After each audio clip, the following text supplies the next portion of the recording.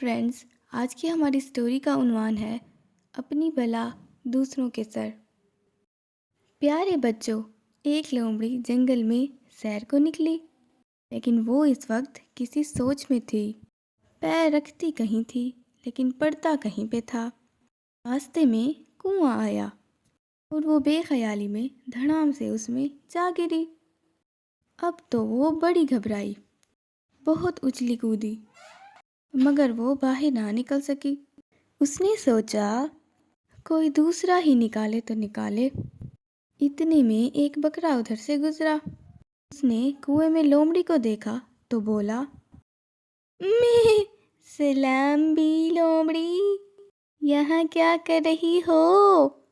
لومڑی نے سوچا، لو بھائی، بگڑی بات بن گئی، اس بھولے بھالے بکرے کو دھوکہ دے کر کام نکالنا چاہیے۔ اس نے مسکرا کر کہا، بھیا بکرے، کیا پوچھتے ہو؟ بس ایسے بیٹھی ہوں، یہاں تو ٹھنڈ ہی ٹھنڈ ہے۔ بکرے نے کہا، میں اوہ یہ تو بڑی اچھی بات ہے۔ یہ کہہ کر وہ الٹے پاؤں پھرنے لگا۔ اس پر لومڑی نے کہا، ہاں واہ واہ واہ واہ، کیا گھاس ہے۔ بکرے نے پوچھا، میں ہاں گھاس بھی ہے، تم گھاس کھاتی ہو؟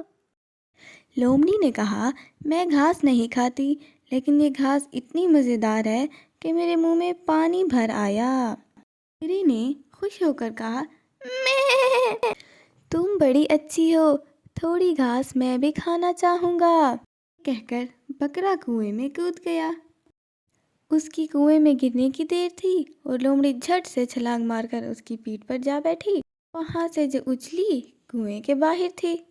اور اب لومڑی بولی، بکرے میاں، مزے سے گھاس کھاؤ، ہم تو چلے یہاں سے، سلام عرض ہے۔